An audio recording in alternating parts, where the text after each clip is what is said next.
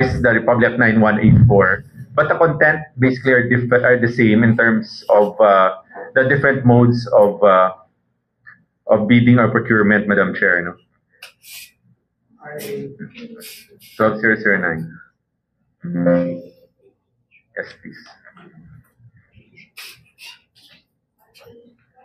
Section 34, please. Ancient. 30, yeah. Section 35. Namuna na siya. Yun dandaan yun na yung format of. Anyway, section 35 thereof. Anyway, there are when you talk, there are allowable transactions of government which doesn't require bidding. On section 35, no. So among these are when there are two failed bidding, so pwede na sila ka-negotiated procurement and so on. Emergency cases, ano bagyo na, hindi ka na magulat pa na may mabid, so you can already procure, no. But I would like to proceed to what we have been talking about, and it's item E. That's letter D. Subong na po kita. One more. Letter E. Letter E is agency to agency procurement. No? This is a procurement of goods, infrastructure projects, and consulting services from another agency of government which has the mandate and absorptive capacity to undertake the project. So, Manitambal, Mani Councilor Trabia, this is consulting services from another agency, UP in this case, and has the mandate and absorptive capacity, the capacity in terms of competence, time, capabilities, as certified by the servicing agency and validated by the procuring entity, which is us. No? So in this case, hindi kailangan bidding sa amo ng mga pagkabutang. No?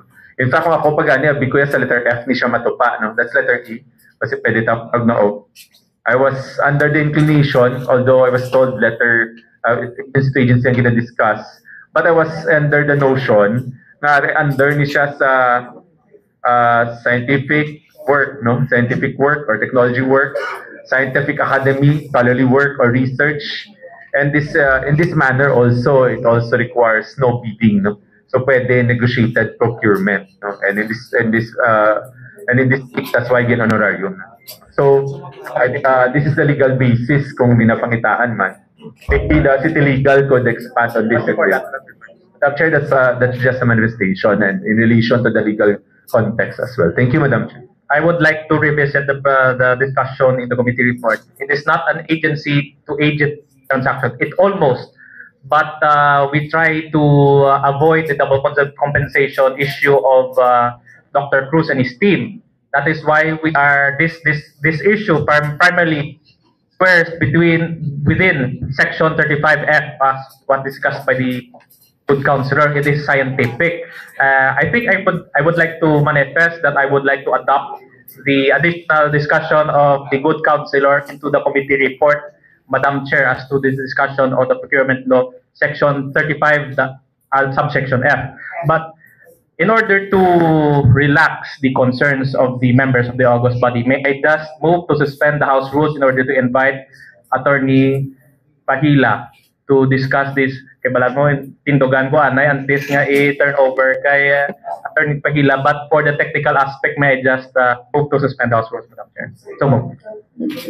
Rules are suspended.